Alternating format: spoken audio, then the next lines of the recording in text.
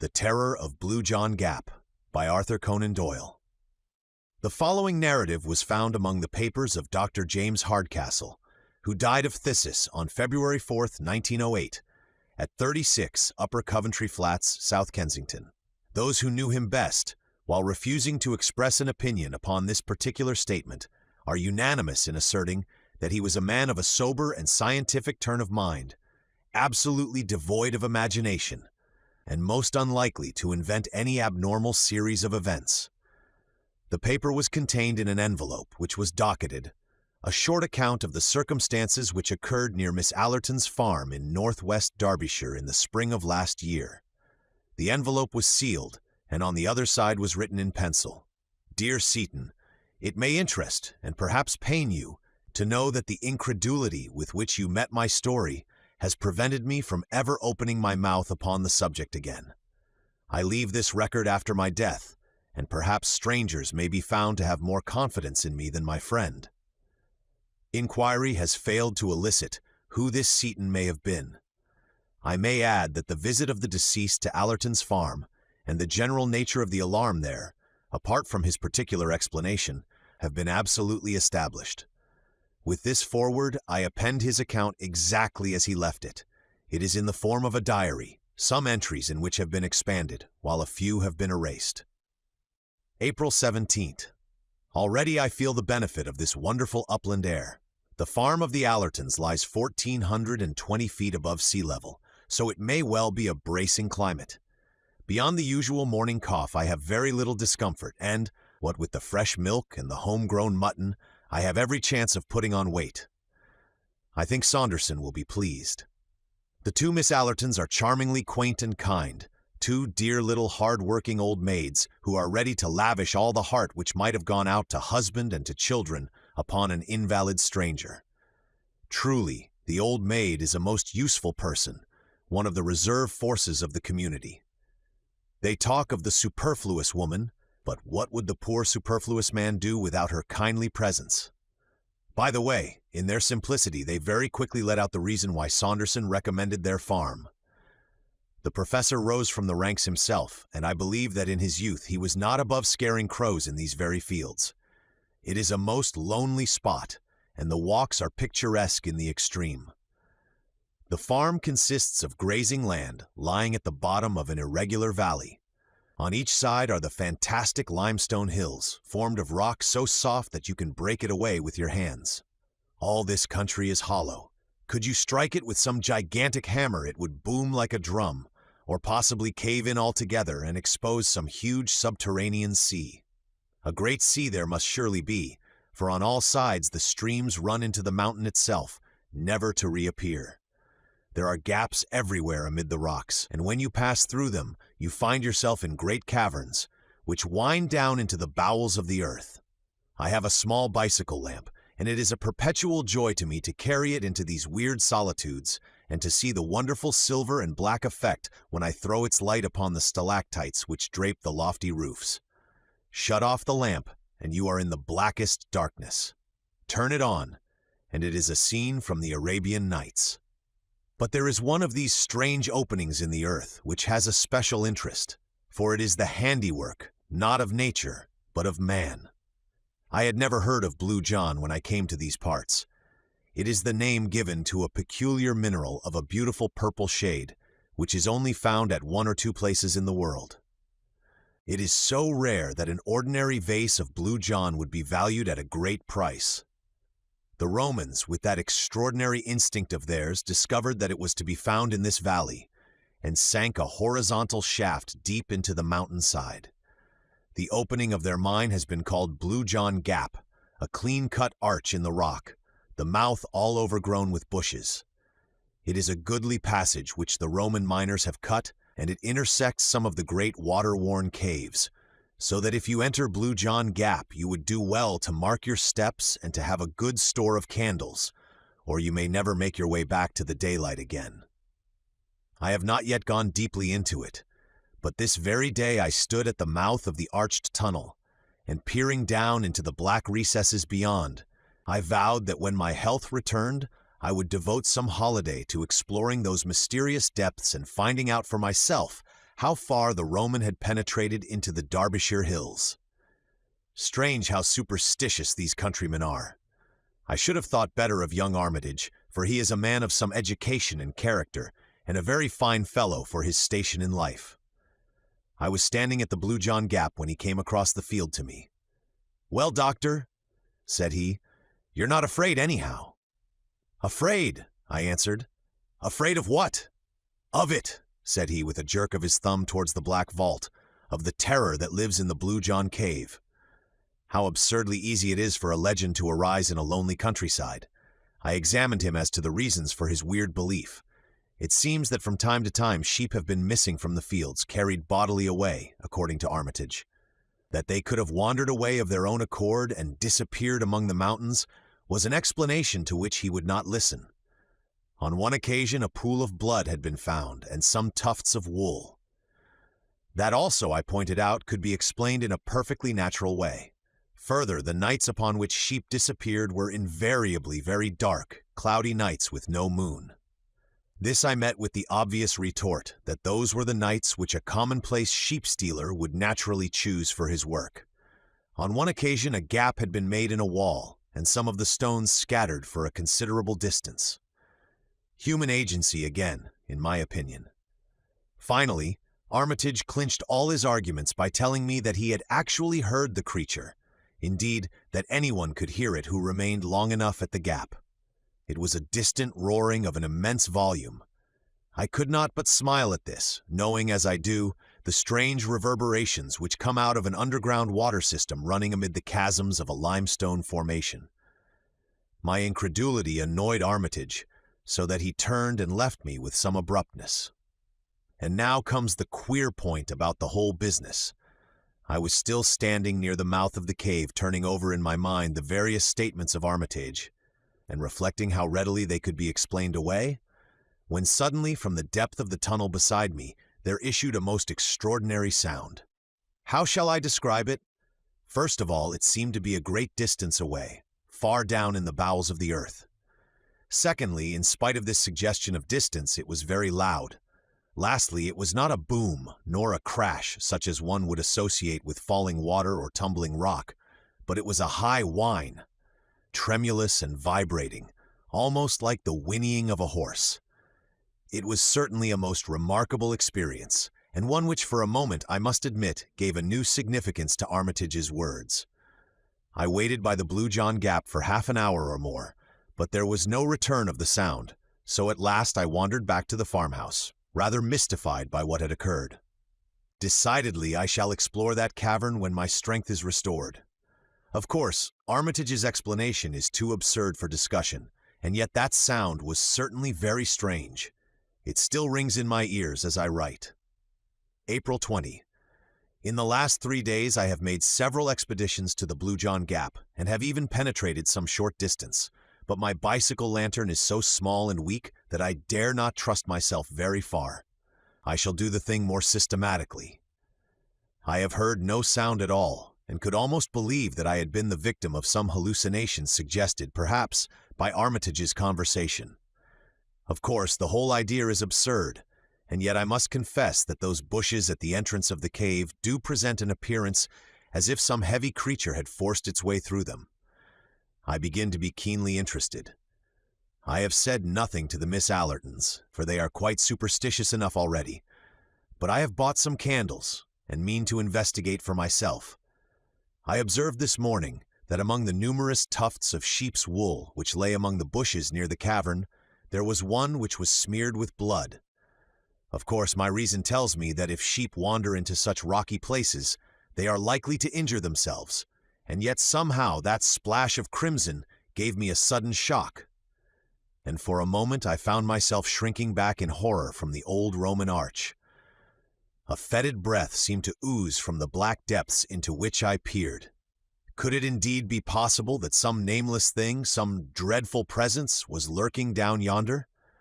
I should have been incapable of such feelings in the days of my strength, but one grows more nervous and fanciful when one's health is shaken. For the moment I weakened in my resolution, and was ready to leave the secret of the old mine, if one exists, forever unsolved. But tonight my interest has returned, and my nerves grown more steady. Tomorrow I trust that I shall have gone more deeply into this matter. April 22nd. Let me try and set down as accurately as I can my extraordinary experience of yesterday. I started in the afternoon and made my way to the Blue John Gap. I confess that my misgivings returned as I gazed into its depths, and I wished that I had brought a companion to share my exploration. Finally, with a return of resolution, I lit my candle, pushed my way through the briars, and descended into the rocky shaft. It went down at an acute angle for some 50 feet, the floor being covered with broken stone. Thence there extended a long, straight passage cut in the solid rock. I am no geologist, but the lining of this corridor was certainly of some harder material than limestone, for there were points where I could actually see the tool marks which the old miners had left in their excavation, as fresh as if they had been done yesterday. Down this strange, old-world corridor I stumbled, my feeble flame throwing a dim circle of light around me, which made the shadows beyond the more threatening and obscure. Finally, I came to a spot where the Roman tunnel opened into a water-worn cavern, a huge hall hung with long white icicles of lime deposit. From this central chamber, I could dimly perceive that a number of passages worn by the subterranean streams wound away into the depths of the earth.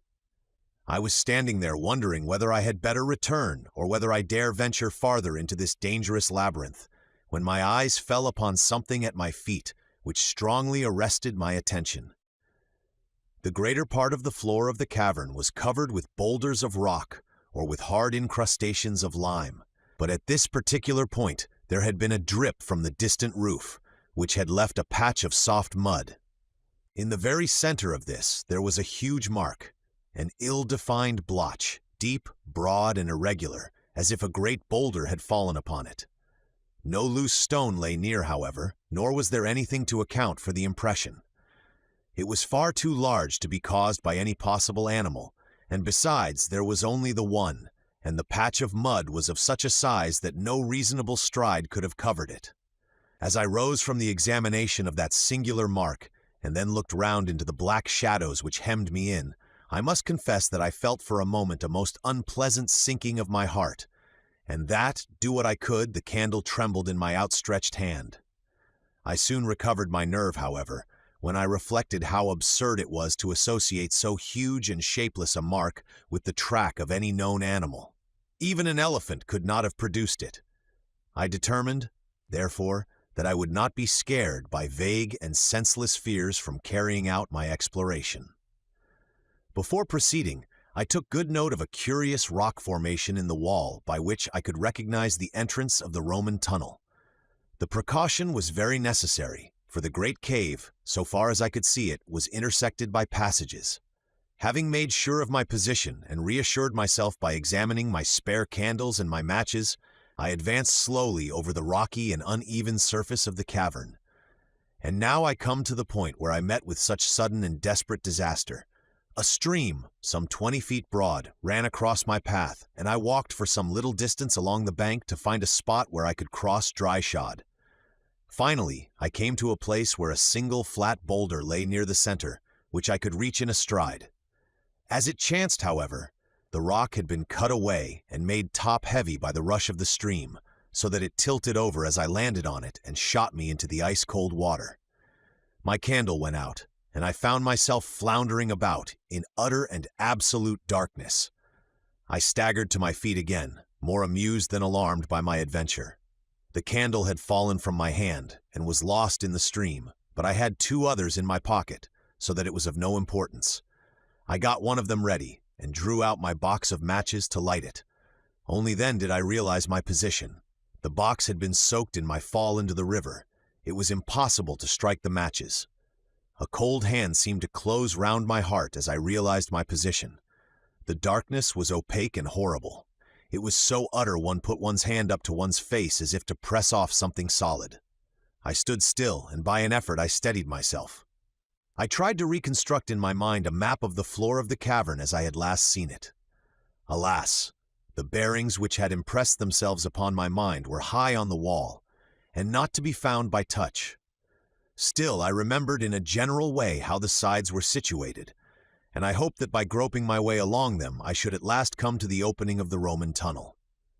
Moving very slowly and continually striking against the rocks, I set out on this desperate quest. But I very soon realized how impossible it was. In that black, velvety darkness, one lost all one's bearings in an instant. Before I had made a dozen paces, I was utterly bewildered as to my whereabouts.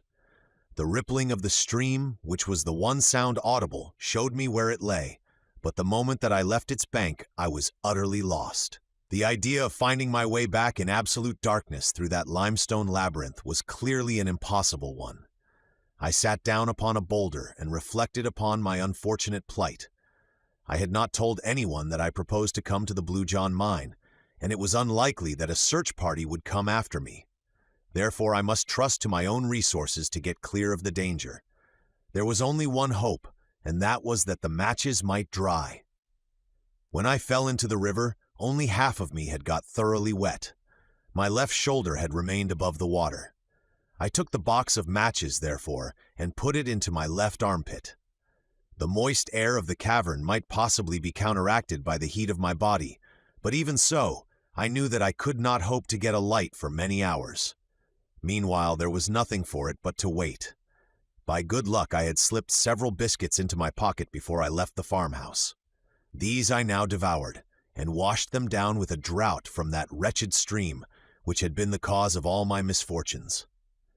Then I felt about for a comfortable seat among the rocks, and having discovered a place where I could get a support for my back, I stretched out my legs and settled myself down to wait. I was wretchedly damp and cold, but I tried to cheer myself with the reflection that modern science prescribed open windows and walks in all weather for my disease. Gradually, lulled by the monotonous gurgle of the stream and by the absolute darkness, I sank into an uneasy slumber. How long this lasted I cannot say. It may have been for an hour, it may have been for several. Suddenly I sat up on my rock couch, with every nerve thrilling and every sense acutely on the alert. Beyond all doubt I had heard a sound, some sound very distinct from the gurgling of the waters. It had passed, but the reverberation of it still lingered in my ear. Was it a search party? They would most certainly have shouted, and vague as this sound was which had wakened me, it was very distinct from the human voice.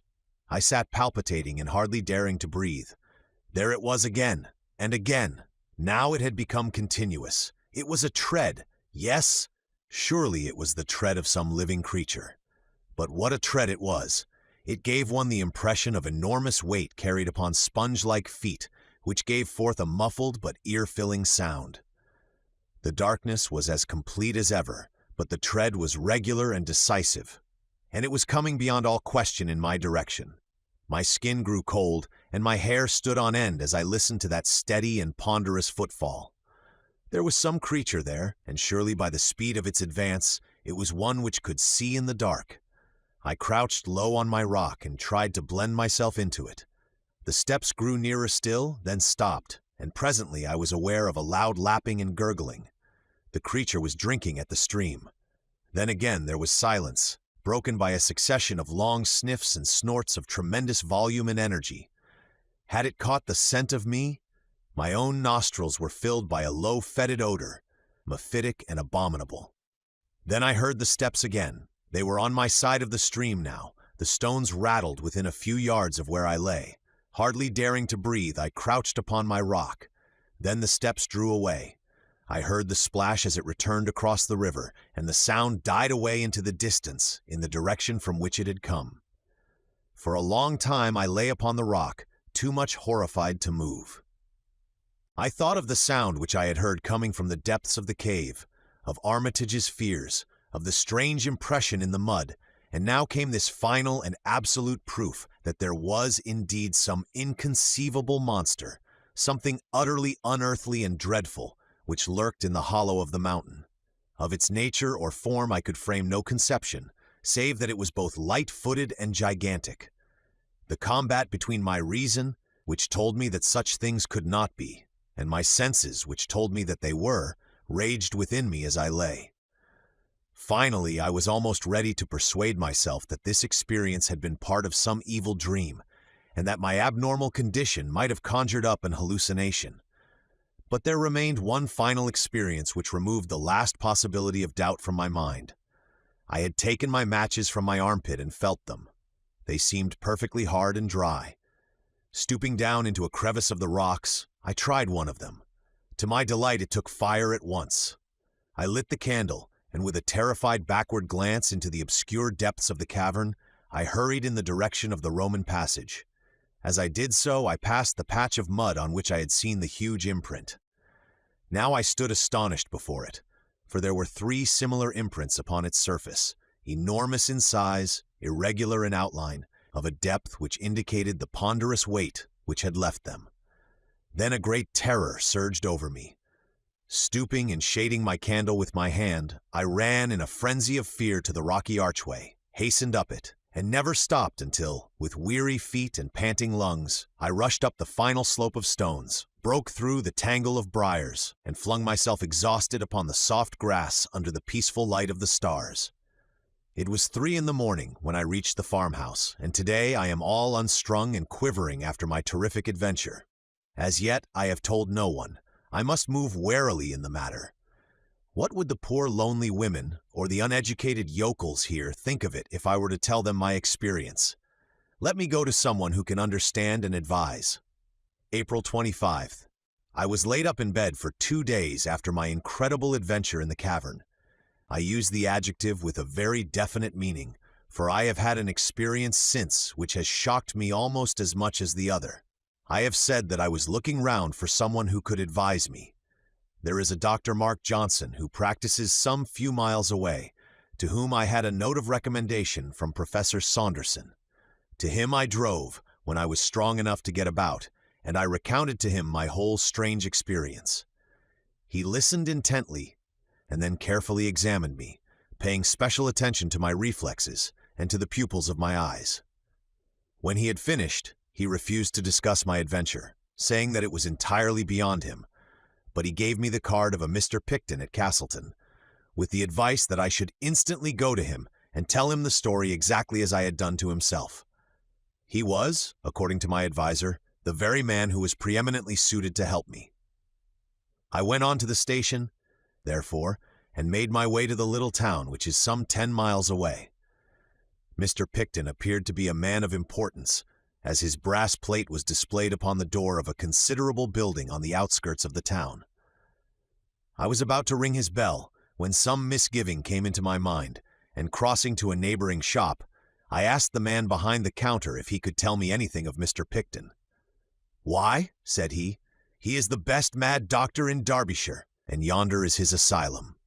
You can imagine that it was not long before I had shaken the dust of Castleton from my feet and returned to the farm, cursing all unimaginative pedants who cannot conceive that there may be things in creation which have never yet chanced to come across their mole's vision. After all, now that I am cooler, I can afford to admit that I have been no more sympathetic to Armitage than Dr. Johnson has been to me. April 27th. When I was a student, I had the reputation of being a man of courage and enterprise. I remember that when there was a ghost hunt at Coltbridge, it was I who sat up in the haunted house. Is it advancing years? After all, I'm only 35. Or is it this physical malady which has caused degeneration? Certainly my heart quails when I think of that horrible cavern in the hill, and the certainty that it has some monstrous occupant. What shall I do?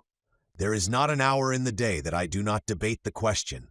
If I say nothing, then the mystery remains unsolved.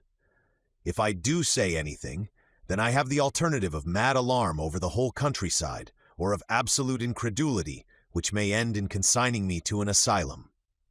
On the whole, I think that my best course is to wait, and to prepare for some expedition, which shall be more deliberate and better thought out than the last. As a first step, I have been to Castleton and obtained a few essentials, a large acetylene lantern for one thing, and a good double-barreled sporting rifle for another. The latter I have hired, but I have bought a dozen heavy game cartridges, which would bring down a rhinoceros. Now I am ready for my troglodyte friend. Give me better health and a little spate of energy, and I shall try conclusions with him yet. But who and what is he? Ah! There is the question which stands between me and my sleep. How many theories do I form only to discard each in turn? It is all so utterly unthinkable. And yet the cry, the footmark, the tread in the cavern, no reasoning can get past these, Betty. I think of the old world legends of dragons and of other monsters. Were they perhaps not such fairy tales as we have thought? Can it be that there is some fact which underlies them, and am I, of all mortals, the one who is chosen to expose it? May 3rd. For several days I have been laid up by the vagaries of an English spring, and during those days there have been developments, the true and sinister meaning of which no one can appreciate save myself. I may say that we have had cloudy and moonless nights of late, which according to my information were the seasons upon which sheep disappeared. Well, sheep have disappeared. 2 of Miss Allerton's, 1 of old Pearson's of the catwalk, and 1 of Mrs. Moulton's. 4 in all during 3 nights. No traces left of them at all, and the countryside is buzzing with rumors of gypsies and of sheep stealers. But there is something more serious than that. Young Armitage has disappeared also. He left his moorland cottage early on Wednesday night and has never been heard of since. He was an unattached man, so there is less sensation than would otherwise be the case. The popular explanation is that he owes money and has found a situation in some other part of the country, whence he will presently write for his belongings. But I have grave misgivings. Is it not much more likely that the recent tragedy of the sheep has caused him to take some steps which may have ended in his own destruction? He may, for example, have lain in wait for the creature and been carried off by it into the recesses of the mountains. What an inconceivable fate for a civilized Englishman of the 20th century! And yet I feel that it is possible and even probable. But in that case, how far am I answerable both for his death and for any other mishap which may occur? Surely, with the knowledge I already possess, it must be my duty to see that something is done, or if necessary, to do it myself. It must be the latter, for this morning I went down to the local police station and told my story. The inspector entered it all in a large book and bowed me out with commendable gravity, but I heard a burst of laughter before I had got down his garden path. No doubt he was recounting my adventure to his family. June 10th. I am writing this, propped up in bed, 6 weeks after my last entry in this journal. I have gone through a terrible shock both to mind and body, arising from such an experience as has seldom befallen a human being before. But I have attained my end. The danger from the terror which dwells in the Blue John Gap has passed never to return. Thus much at least I, a broken invalid, have done for the common good. Let me now recount what occurred as clearly as I may. The night of Friday, May 3rd, was dark and cloudy, the very night for the monster to walk.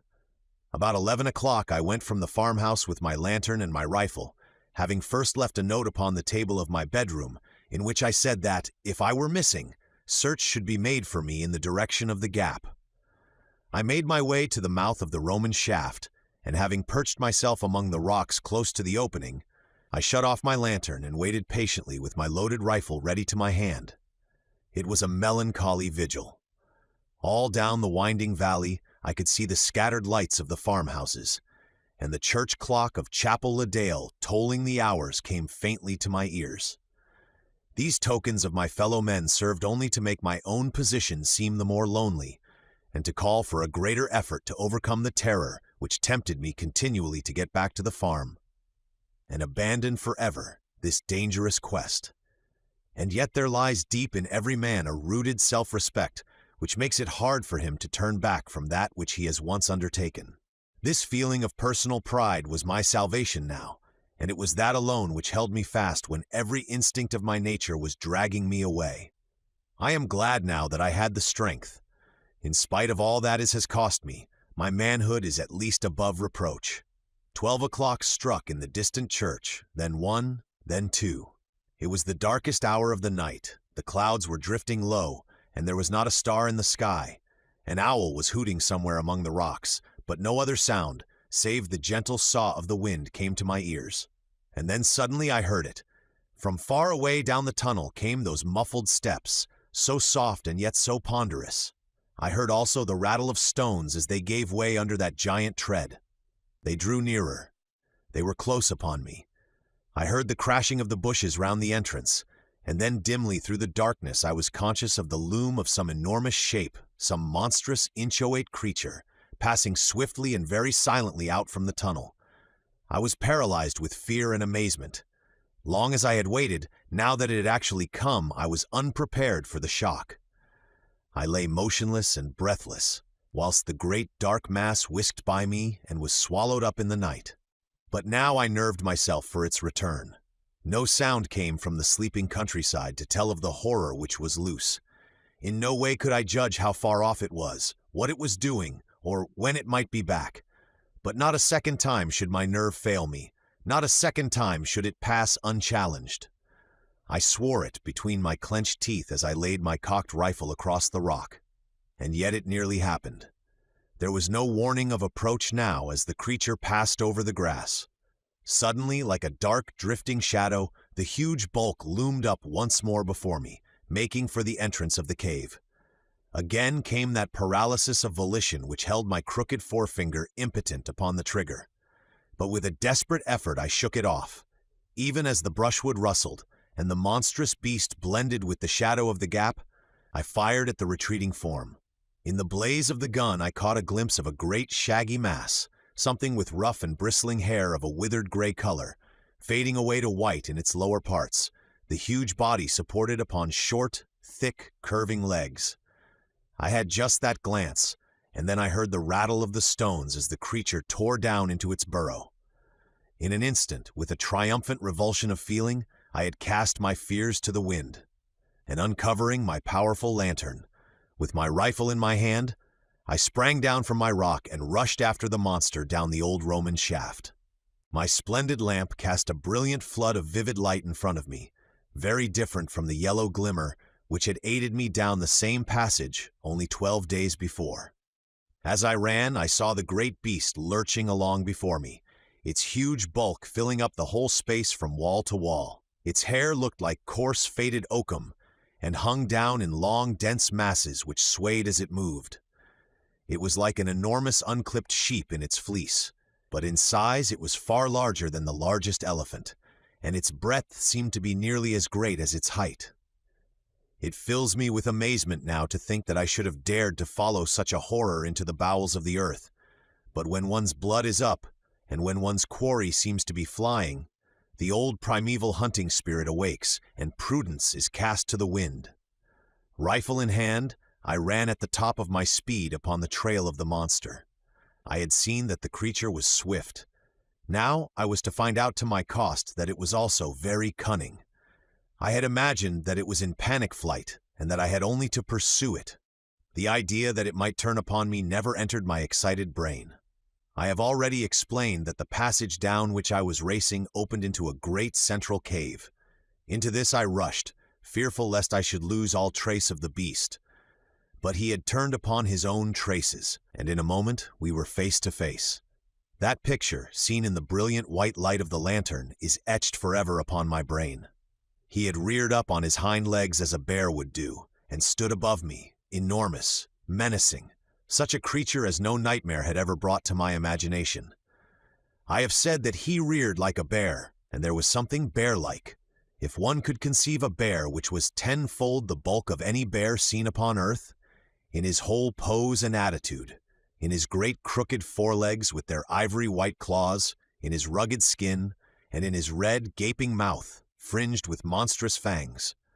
Only in one point did he differ from the bear, or from any other creature which walks the earth, and even at that supreme moment a shudder of horror passed over me as I observed that the eyes which glistened in the glow of my lantern were huge, projecting bulbs, white and sightless. For a moment his great paws swung over my head. The next he fell forward upon me. I and my broken lantern crashed to the earth, and I remember no more. When I came to myself, I was back in the farmhouse of the Allertons. 2 days had passed since my terrible adventure in the Blue John Gap. It seems that I had lain all night in the cave, insensible from concussion of the brain, with my left arm and 2 ribs badly fractured.